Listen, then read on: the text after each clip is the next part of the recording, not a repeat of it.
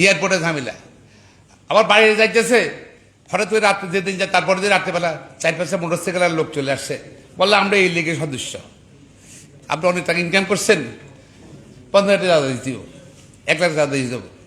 আর আমার এলাকাটা নির্বাচনী এলাকা, চাটকিল সোনামুড়ি, এখানে ধরেন এই চাটকিলে বোধ মহিলা ভোটার বেশি 18,000, পুরুষ থেকে সোনামুড়ি 12,000, কারণ বেশিরভাগ কিন্তু বিদেশে থাকে। হ্যাঁ, ওখানে মহিলা বেশি না, হাজব্যান্ড সব বিদেশে থাকে, চাকরি করে। অনেকে এখন এলাকায় যায় না ভয়ে, ওই বেচার ক টাকা ইনকাম করে, ঢাকা এসে হোটেলে থাকে, ফ্যামিলি নিয়ে আসে, নিয়ে আসার পর গিয়ে ঢাকায় থাকে, কারণ এলাকায় এগুলো হচ্ছে 1 লাখ টাকা হইব না, মারপিট খাইতে হইব নাকি? হ্যাঁ, চাঁদাবাজদের, তাদের পরিবারের নিরাপত্তা নাই। সরকারের দলের লোকজনের বেশিরভাগ করছে এইটা, সরকার কোনো দায়িত্ব পালন করছে না, কিন্তু এদের রেমিডেন্স সরকার নিচ্ছে, আত্মা পানি আসতেছে এইটা পুরো। এবং রাষ্ট্রের ব্যর্থতা, সরকারের ব্যর্থতা।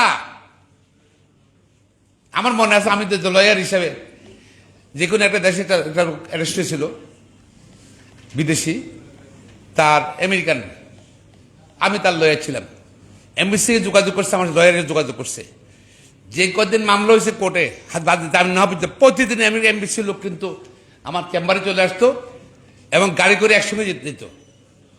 খুব ইম্পর্টেন্ট লোক না, কিন্তু that is the duty, obligation. আর আমাদের অ্যাম্বাসেডাররা, আমাদের হাই কমিশনাররা বাইরে কি করে, খবর রাখে না, দেখাই করতে পারে না। পাসপোর্ট নিতে বিদেশে টাকা দিতে হবে, টাকা ছাড়া পাসপোর্টও দেয় না। এই কি কারবার? রাষ্ট্র পুরোপুরি ব্যর্থ প্রবাসীদের যে তাদের নিরাপত্তা দিতে, পুরোপুরি ব্যর্থ। এই ব্যর্থের দায় নিয়ে আমার মনে হয় সরকার চলে যাওয়া উচিত। সাইবুল ভাই তো ইলেকশন সময় অনেক কিছু বলছে, আমি এতদিন বলছি বাংলাদেশে ভোট টোট নাই। আর দেখেন আজকে আওয়ামী লীগ শেষ হয়ে গেছে, গত 15 বছর কিন্তু আওয়ামী লীগ শেষ হয়ে গেছে। 7 তারিখে 5% ভোট পড়ছে, আওয়ামী লীগ 5% মাত্র আছে। এখন আওয়ামী লীগ ভোট দেয় না, আওয়ামী লীগে, কারণ কিছু লোক দেশে লুটপাট করতেছে, অন্যরা ভোট দেবে কেন? এবং আগামী আরো 2-4-5 বছর আওয়ামী লীগ থাকলে আওয়ামী লীগ নামে দলটা খুঁজে পাবেন না আপনি বাংলাদেশে। প্রধানমন্ত্রী একটা প্রশ্ন রাখছেন জাতির কাছে, উনি চলে গেলে কে আসবে, কে চালাবে?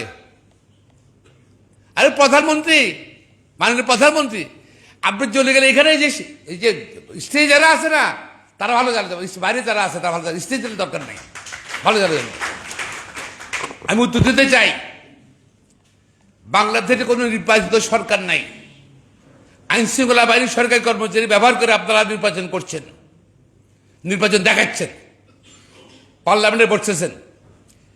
আপনি চলে গেলে বাংলাদেশে মানুষ ভোটাধিকার প্রয়োগ করবে, জনগণ যাকে ভোট দেবে সে সরকার চালাবে, এবং স্বৈরাচারের পতন জনগণ চায়। তো তাতে আপনি চলে যাবেন, দেখবেন তো বাংলাদেশের অবস্থা উন্নতি হয়ে গেছে, অনেক উন্নতি হবে বাংলাদেশ ইনশাল্লাহ। মানবাধিকার উন্নতি হবে, ভোটাধিকার উন্নতি হবে, এবং অর্থনৈতিক উন্নতি হবে, লুটপাটা বন্ধ হবে। তো দয়া করে দেশের স্বার্থে, প্রবাসীর স্বার্থে, মানবাধিকারের স্বার্থে, জনগণের মৌলিকতার স্বার্থে আপনি যত চলে যান, আপনি একটু রিচার্জ করেন না, আপনি চলে যান না, চলে 5 বছর দেখেন না কে কীভাবে 10টায় চলবে, অনেক ভালো চলবে। আওয়ামী লীগ মুক্তি চায়, মুক্তি চায় জনগণ, আওয়ামী লীগ মুক্তি হতে চায়, মুক্তি আপনার মুক্তি হবে ইনশাল্লাহ। যতই চল চাতুরি করুন না কেন, পৃথিবীতে কোনো স্বৈরাচার থাকতে পারে নাই। জেনারেল এরশাদ তো নবীদের ছিল, তার কোনো দলও ছিল না। আওয়ামী লীগ, বিএনপি, জাতি আর সব জামাত হবে মিলে কমিউনিস্ট ভাবে আন্দোলন করছে। যেদিন এরশাদ চলে গেছে না, সেদিন কেউ টের পায়নি যে এরশাদ যাইতেছে আজকে। এর সময় আসবে হয়তো আপনি চলে যাবেন গিয়া, ক্ষমতা ছেড়ে চলে যাবেন গিয়া, এবং কেউ টের পাবেন, নিজেও টের পাবেন না কখন চলে যেতে হবে। তো তাড়াতাড়ি যান, বাংলাদেশ বাঁচবে, জনগণ বাঁচবে, প্রবাসীদের বাঁচবে, এবং সাধারণ মানুষের অধিকার সৃষ্টি হবে। আজকে কারাগার থেকে মানুষ মুক্ত হবে, আশাবাদ ব্যক্ত করছি। এবং এই আমাদের আন্দোলন চলবেই, মনে করেন না আন্দোলন ব্যর্থ হয়েছে, নো। স্পষ্ট বলতে চাই, আমরা গণতন্ত্রের রাজনীতি করি, আপনার দাবি করেন গণতান্ত্রিক রাজনীতি করেন, দেখছেন না ভোটে 5% আপনার সমর্থন নাই, 8% কিন্তু সরকারের বিরুদ্ধে, আওয়ামী লীগের বিরুদ্ধে, নৌকার বিরুদ্ধে।